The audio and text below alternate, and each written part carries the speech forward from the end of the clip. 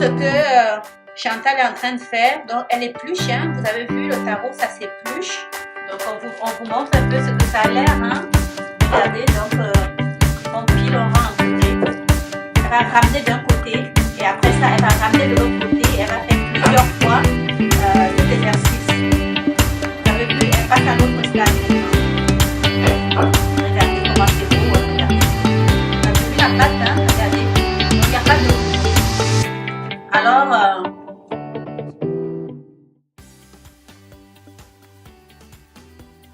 Alors maintenant, on va passer à la phase de préparation de la sauce jaune. Donc, je pense qu'on va commencer par... On va mettre de l'huile à chauffer pour pouvoir avoir une bonne coloration. On peut chauffer même 5 minutes. Donc, on laisse chauffer l'huile. Pendant ce temps, tu me disais qu'il faut mettre de l'eau dans ça. Il faut tremper le sel germe. Donc, on met de l'eau dans le sel germe. Et puis, je profite aussi pour vous rappeler que la viande avait été déjà préalablement préparée, hein. Donc, ça nous a pris à peu près 15 minutes parce que je le mets toujours dans la cocotte minute, c'est plus rapide. Si vous prenez la casserole régulière, ben, prévoyez le double et même le triple du temps. Bon, là, l'huile a chauffé. Maintenant, la prochaine étape, c'est... On va commencer la sauce. On met de l'huile. Ça dépend de la quantité de sauce que nous voulons. Donc, ce qui est important, c'est que pour faire la sauce jaune, on a besoin d'un contenant qui est profond. Donc, vous avez vu, on a pris ici la terrine qui est assez profonde. Donc, on verse de l'huile tiède. Très important, l'huile était chaude, on l'a laissé refroidir. Et puis, maintenant, on verse l'huile dans une assiette profonde. Prochaine étape, donc, on va verser le sel germe dans l'huile. Donc, vous voyez comment le sel germe au contact de l'huile. La sauce, la couleur commence à changer. On commence à voir une couleur jaune qui se faufile un peu, qui se présente. Donc, on va voir, on va suivre ensemble. Hein, parce que c'est vraiment, je vous dis, c'est artistique cette sauce.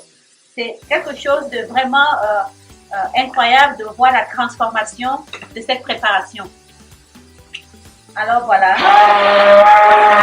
Donc, vous voyez la belle coloration, hein, dans la sauce jaune est en train de se former. Maintenant, donc Chantal va passer à la prochaine étape qui est...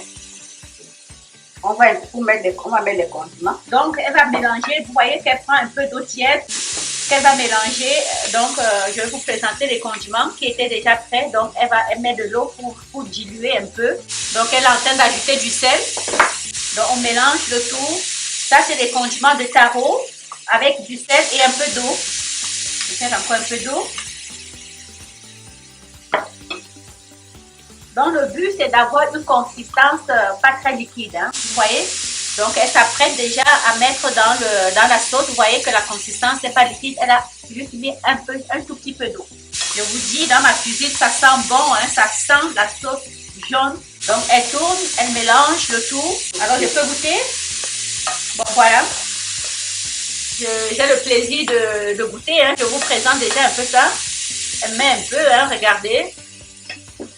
Alors, je vais le boire. Ce n'est pas encore la dégustation avec le taro, mais je vous dis, c'est bien. On passe déjà au mélange de la viande. Oui. Donc,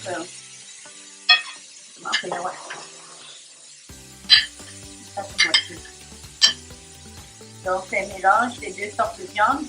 Donc, ça, c'était les tripes. Ça, c'est la serviette. Voilà. Et l'autre, c'est la peau de bœuf. La peau de bœuf. C'est collant. Donc, on va voir ça maintenant.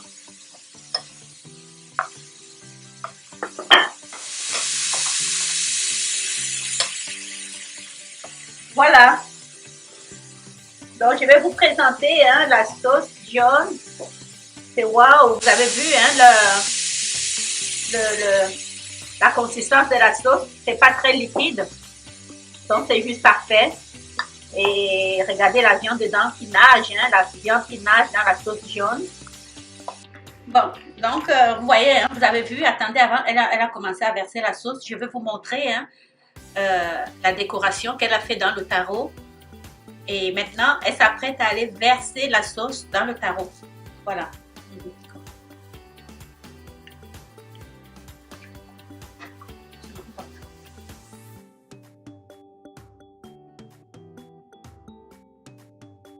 Vous avez vu la sauce dont le taro est servi, prêt à être mangé. Et à côté de ça, on a accompagné de piment. Hein. Le piment est préparé, donc il suffit seulement d'écraser légèrement le piment et puis le jus va s'incorporer dans la sauce. Le résultat final, donc, c'est de cette façon que c'est servi. Et puis, on se sert après dans une assiette comme ça pour manger.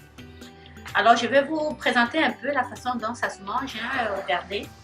Et souvent, ce qu'on va faire, c'est qu'on va écraser un peu plus. On va rendre ça un peu plus puré. Et puis, on prend. Voilà. Alors, j'espère que je vous ai donné envie de manger le taro chez vous. Et surtout, abonnez-vous. Et puis, likez ma page et partagez. Faites-moi des commentaires. Voilà. Merci beaucoup et à la prochaine. Au revoir.